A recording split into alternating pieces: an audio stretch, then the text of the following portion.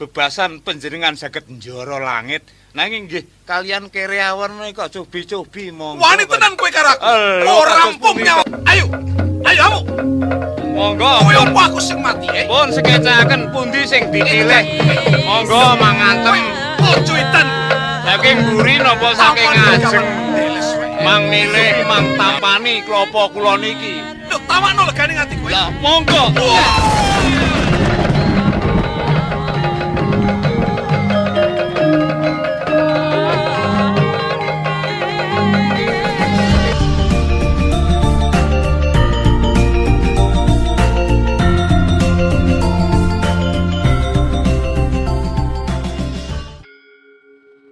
Assalamualaikum warahmatullahi wabarakatuh. Sugeng pepanggihan malih.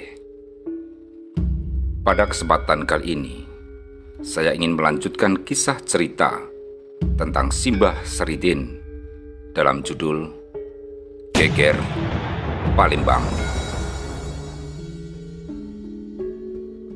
Pada cerita sebelumnya dikisahkan, Saridin adalah pemuda yang gemar berpetualang. Konon, ia adalah salah satu murid dari Kanjeng Sunan Kalijogo yang tinggal di Pati, Jawa Tengah. Pada kisah sebelumnya, diceritakan bahwa Saridin melarikan diri dari Pati karena ia tidak sengaja telah membunuh kakak iparnya sendiri, yaitu Ki Branjung. Dan akhirnya ia melarikan diri ke Kudus dan belajar ilmu agama kepada Sunan Kudus. Karena terlalu jumawa dengan memamerkan kesaktiannya, Saridin diusir oleh Sunan Kudus dan ia tidak diperbolehkan menginjakkan kakinya di bumi Kudus. Akhirnya pun Saridin keluar dari Kudus dan bingung ia harus mau pergi kemana. Datanglah sang guru sejati atau Syekh Maloyo, sebutan untuk Sunan Kalijogo, oleh Saridin. Kemudian, untuk memperbaiki diri, Saridin diminta oleh Sunan Kalijogo untuk bertapa di tengah laut atau yang disebut dengan topo ngerombang, yaitu bertapa di laut dengan menggunakan 2 buah kelapa sebagai pelampung. Lalu Saridin pun mengikuti perintah sang guru untuk topo ngerombang di tengah laut hingga ia terbawa ombak sampai menepi ke pulau Sumatera.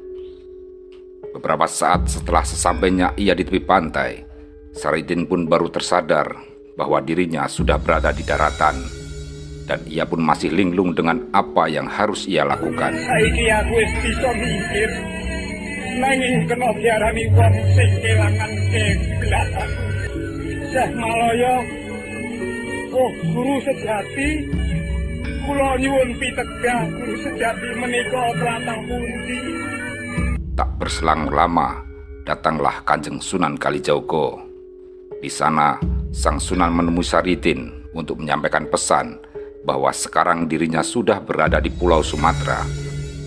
Saridin, ora doh saka papan kene, iki ana sawijining kraton. Ngene ya Saridin, inggih, sawetara iki pancen isih akeh nglakon kang bakal mbok lakoni. Dan ia diperintahkan untuk menuju Kasultanan Palembang yang jaraknya kurang lebih setengah hari perjalanan dari bibir pantai tersebut, di mana di Kasultanan Palembang pada saat itu sedang terjadi konflik di kalangan elit Kasultanan. Semungah songaran Dupeh lan Jubriyo, upamane kowe gelem tetulung marang sapa wae, aja mbok katonake anggonmu tetulung. Dan Sunan Kalijogo pun berpesan kepada Saridin untuk tidak gegabah dalam membantu memecahkan permasalahan yang terjadi di Palembang kala itu. Dan Saridin pun tidak diperbolehkan terlalu jumawa seperti yang sebelumnya, dan tidak diperbolehkan mengharapkan imbalan apapun jika Saridin mampu membantu menyelesaikan masalah tersebut. Saridin pun bergegas untuk kembali menjalankan perintah dari sang Sunan untuk segera menuju ke Kasultanan Palembang.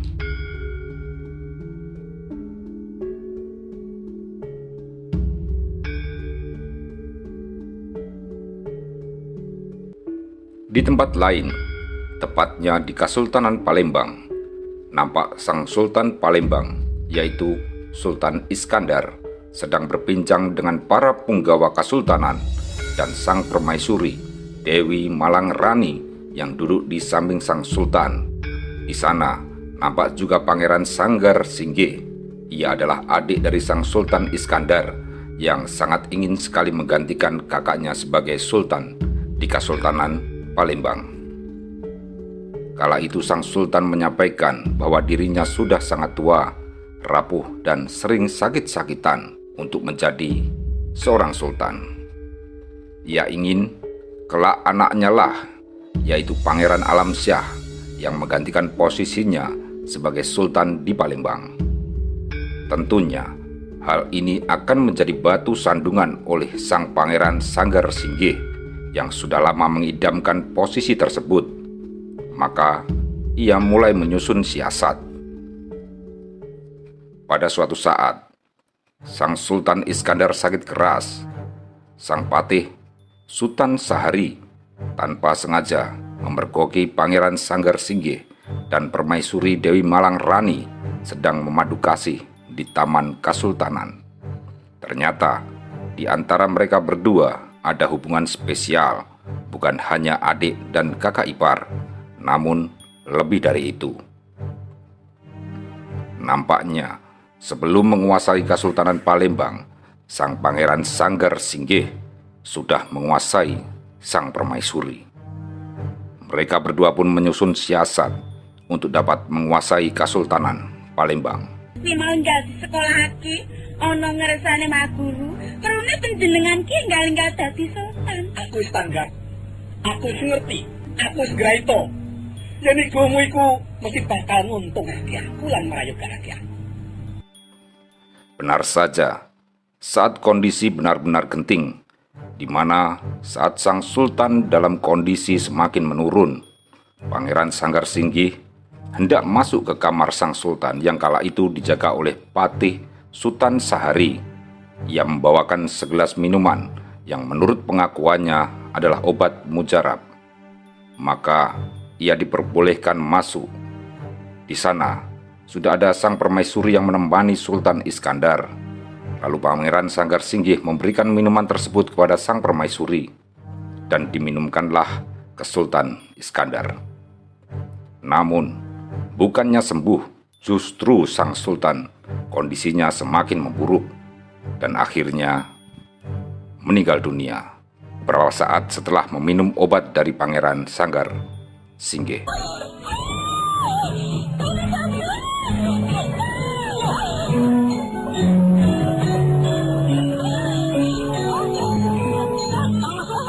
Seluruh istana kesultanan berduka karena mereka kehilangan sang raja yang baik hati.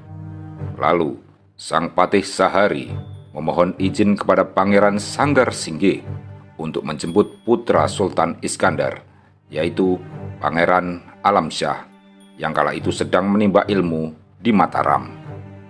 Namun permohonan itu ditolak mentah-mentah oleh Pangeran Sanggar Singgih, karena di dalam pikirannya, jika Pangeran Alamsyah kembali ke Palembang, rencana yang ia susun untuk menguasai Palembang pastinya akan gagal. Tetapi sang patih Sultan Sahari tetap menjemput Pangeran Alamsyah, walaupun Pangeran Sanggar Singgih tidak mengizinkannya. Mengetahui sang patih Sultan Sahari tetap berangkat untuk menjemput Pangeran Alamsyah, Pangeran Sanggar Singgih juga pergi untuk menemui anak buahnya yang bernama Singa Laut dan Batu Lawah. Dia memerintahkan kedua anak buahnya tersebut untuk menghabisi Pangeran Alamsyah sebelum ia sampai ke istana Palembang. Ora suwe meneh putra dalam mungkin sinuwun bakal kondur saka ing pamangan. Nah, ana ing kene iki jejibamu sing kudu ditindakake. Masih burung anggonmu gawe taeka sing supaya aja nganti Kanjeng Pangeran iki teko ning Kesultanan Palembang. Di tempat lain, saat Pangeran Alamsyah sedang bersama Rukayati, putri dari Patih Sultan Sahari di Taman Mataram, ketika Patih Sultan Sahari datang memberi kabar kalau sang ayah sudah tiada. Lalu menangislah sang pangeran sejadi-jadinya. Setelah itu, ia bergegas pulang ke Palembang bersama rombongan Patih Sultan Sahari.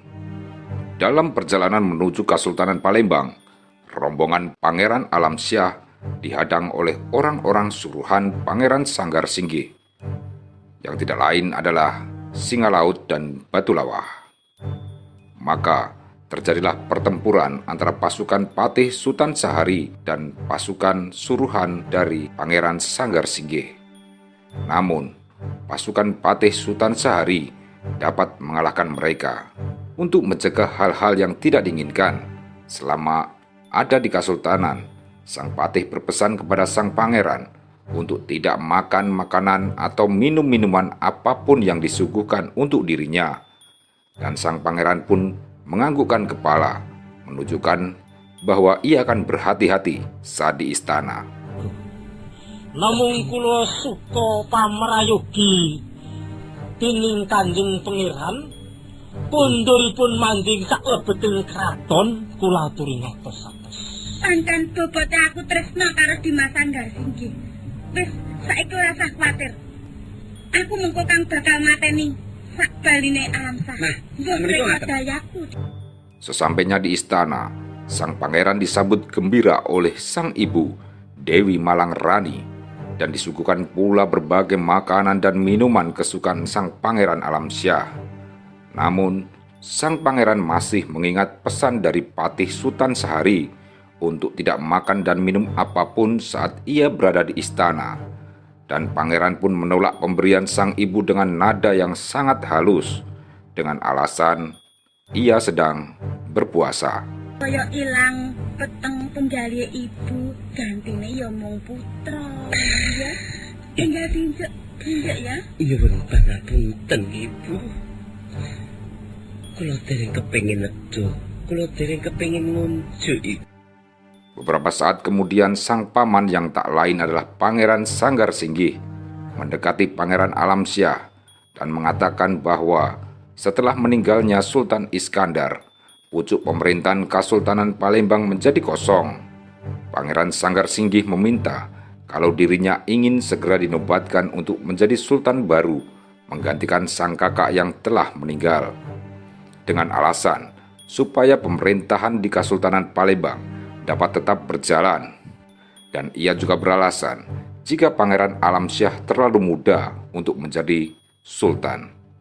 Ia kasihan kalau keponakannya tersebut banyak memikul beban. Sing wigati sliramu kuwi putra dalem swarging sinun. Mongko kowe ngerti yen aku iki rayi dalem. Ateges kowe iki uga putra. Suatu ketika, saat Patih Sultan Sahari sedang asik berbincang dengan sang istri serta anaknya, datanglah Pangeran Alamsyah menemui Ki Patih Sultan Sahari. Ia diminta sang paman untuk mencari hiburan yang akan ditampilkan pada acara perayaan di Kesultanan Palembang. Sultan Sahari pun mengatakan kepada sang pangeran untuk kembali ke istana dan mengatakan kepada sang paman kalau ia sudah dapat sebuah hiburan dari Mataram yang bernama Tari Topeng Jantur. Saat hari perayaan tiba, hiburan berupa topeng tari jantur pun ditampilkan di hadapan para petinggi di Kesultanan Palembang, serta masyarakat luas pun juga dapat menyaksikan hiburan tersebut. Tari topeng jantur ternyata tari yang menggambarkan kekuasaan raja yang digulingkan oleh orang-orang terdekatnya dengan cara dibunuh untuk dapat merebut kekuasaan dari sang raja tersebut. Pangeran Sanggar Singgih kala itu menyaksikan tari jantur. Ia merasa tersindir, lalu ia mendekati penari topeng jantur dengan marah-marah dan membuka topeng penari jantur.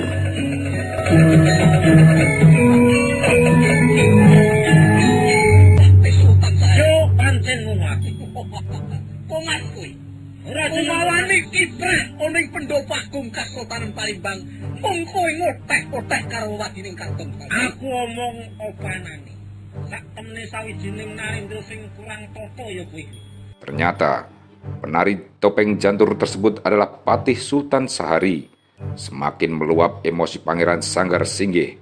Kemudian ia meminta para pasukan Kesultanan untuk menangkap penari jantur tersebut. Namun Patih Sultan Sahari dapat melarikan diri dari kejaran para prajurit itu. Dan Pangeran Sanggar Singgih meminta prajurit juga untuk menangkap dan memenjarakan Pangeran Alamsyah karena ia telah berkomplot dengan para penari jantur tersebut. Abdi dari Patih Sultan Sahari mengabarkan kalau Pangeran Alamsyah telah ditangkap dan dipenjarakan oleh Pangeran Sanggar Singgih. Lalu sang patih pun berencana untuk mencari orang sakti yang dapat membantu menyelesaikan masalah ini, bisa membebaskan Pangeran Alamsyah dan merebut kembali kekuasaan Pangeran Sanggar Singgih untuk diberikan kembali kepada yang berhak, yaitu Pangeran Alamsyah. Dan Patih Sultan Sahari beserta abdinya berjalan untuk mencari orang sakti yang mau dimintai tolong untuk membantu menyelesaikan masalah yang terjadi. Setelah berjalan seharian, sampailah Sultan Sahari di tepi pantai. Di sana ia bertemu dengan Saritin. Dari pertemuannya itu, Sultan Sahari menceritakan masalah yang sedang dihadapi di Kesultanan Palembang, sekaligus meminta kesediaan Syekh Jangkung atau Saritin untuk memberikan bantuan. Syekh Jangkung ataupun Saritin bersedia membantu. Karena itu, mereka segera mengajak Syekh Jangkung untuk pergi ke Kesultanan Palembang. Langkah pertama yang dilakukan adalah membebaskan Pangeran Alamsyah dari penjara. Setelah bebas, Pangeran Alamsyah meminta Syekh Jangkung atau Saritin untuk membantunya kembali merebut tahta Kesultanan Palembang. Wong sing tumindak bener kuwi mesti ana sing mitulungi. Menika ketang wujudipun mboten pakra piyayinipun ning menika ingkang ngayomi kula. Kowe kere elek. Ojo melu-melu ning matyaning peperangan. Semikir saka kene. Nggih, sembah nuwun. Dadi jeneng kere kok dipilihke sing elek. Nggih, bares niku ngetet Kanjeng Sultan Sanggar Pamujan. Lho, Sanggar Pamujan. Ya, jeneng Sanggar Singgih. Oh, inggih. Nuwun sewu. Bebasan panjenengan saged njara langit. Nanging nggih kalian kereawan kok cobi-cobi monggo. Wani tenan kowe karak. Lho, Ora rampung nyawa. Ayo. Ayo kamu.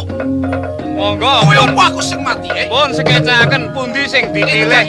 Monggo mangantem. Ojo itan. Saking mburi napa saking ajeng. Mang milih. Iki mau opo iki, Lho, tak tawani pedang. Kowe beleng. Cobi mang tampani klopo kula niki. Lho, tawakno legane ngati kowe. Lah, monggo.